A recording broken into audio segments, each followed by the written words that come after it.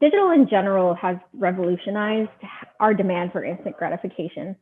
So I would see it as there being two things, because ultimately when we talk about OTT, we're bringing traditionally linear TV into that digital mindset. And so one thing being the way that content and ads are being delivered in this environment in some cases is in the same fashion as we would experience traditional TV. So think of it as you would have your structured commercial breaks. I think we're quickly recognizing that that is not how consumers want to consume content in a digital environment where they're used to that instant gratification. So whereas they might be used to this in traditional TV. And then I think number two is that it's also an extremely fragmented area right now. I think this is as both a consumer and an advertiser. As a consumer, you're reliant on every different platform that you would go to based on what you're watching. So think of like ad-free environments being like Netflix originals or Prime or Amazon originals. And then even in ad-supported environments where if you think of it as in Canada, at least in English Canada, your top networks are also your publishers. So like Bell, Rogers, Corus, and CBC, you're reliant on going to every one of those individual platforms for a specific program that you're looking to watch. Whereas in the US, for example, your platforms are separate from the publishers. So if you think of like a Hulu, where you can go and if you had a Hulu in Canada, you might be able to actually access all of that content in one place. So I would see that when it comes to how both consumers are engaging with that, it's a very fragmented space, and it also makes it challenging for advertisers. So on the plus side, dealing with these challenges, what are opportunities, for advertisers investing in OTT versus, the opportunities around linear? What can they do? I think the key area that I see is to be able to bridge that gap between how consumers view traditional TV, but also how they're operating in the digital environment. So that is, how do we keep them engaged? And more than that is, how do we add value to them when they're so used to that instant gratification? What about reach, scale, pricing? Where does that all stand? And ad load? There's so many different factors involved with this new medium. What are some of the issues that you look at? When you consider planning around OTT? I think what we've been seeing so far is when it comes to pricing, it's been pretty competitive and comparable. Scale is where it gets a little bit tricky. And I think it's going back to how we're finding that it's very fragmented right now.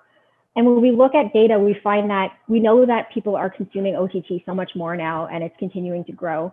But it's trying to understand how do we reach them in that, where does that separate between the ad-free environments and the ad-supported environments? And then further to that, like where is all of the duplication happening because of all the different offerings that are out there? So tell us, Katey, just some thoughts more broadly about investment during this pandemic in terms of investment channels, things that are, how things have changed and how you're responding to planning, if there are changes in sort of channel strategy. Mm-hmm. I think it's not necessarily changing how we're planning. I think that there's still a lot of the same process that's in place, but I think a big part of it is because we've seen how much growth OTT has had. Like we've seen it growing over the years. That's inevitable, but I think what we've seen from everyone staying at home is that it really skyrocketed. And so we're trying to keep abreast of, is that going to continue to accelerate, or is it going to stabilize at some point? So it's really important right now for us to continue to stay on top of that research and understand how consumption behavior is changing. And whereas before we might look at this on a quarterly basis or even a yearly basis, I think it's something that we are continually getting updates on weekly now in some cases to, at the end of the day, helps inform how our investments should be had for campaigns. And what about the intersection about mobile and CTV? Is there a connection? How do you see that? The way that we're seeing it so far is the way that consumers are consuming content on mobile is the same and at the same rate as they're consuming it on their TV. Because of the availability that people have with looking at different apps on their smart TV or casting it from their device or just watching it on their phone because it's easy. I think where the difference is where we have opportunities to be able to build creative that's specific to the platform. So if we have something that might be a little bit more of a vertical ratio for mobile, but I think it's still an important distinction for us to make that how they're consuming it on mobile is the same way that they're doing it on TV in these cases, in that they're going on their phone and they're in it for the long haul. They're ready to watch like a 20-minute plus program. Versus like where you would usually think of a more traditional mobile approach where it could be like they've got short attention spans, we need to have like the shorter the better. So you can think of it differently in that way, I would say. So tell us how you're using data in the OTT environment for planning, for measurement. What's valuable to you? I think right now, because it's continuing to grow and we're seeing that pattern of OTT is growing, linear TV is declining, but right now there's a lot of muddying in the waters where there's a lot of people that are still subscribing to traditional cable while they're also consuming a lot of OTT. And I'm prime example of that. I still have cable, but I also have every possible OTT app that you can think of.